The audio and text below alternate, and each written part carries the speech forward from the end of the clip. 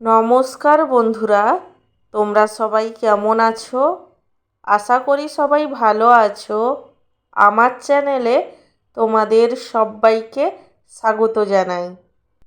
আজকে আমার লাঞ্চের থালিতে কি মেনু আছে তারই ভিডিও তোমাদের সাথে শেয়ার করব। আজকে আমার লাঞ্চের থালিতে আছে গরম গরম চিকেন বিরিয়ানি।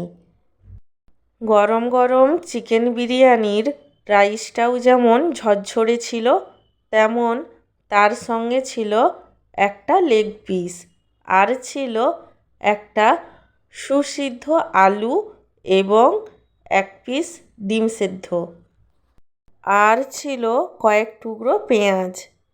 আমার আজকের এই লাঞ্চের থালির ভিডিওটি তোমাদের কেমন লাগলো সেটা কমেন্ট করে জানিও।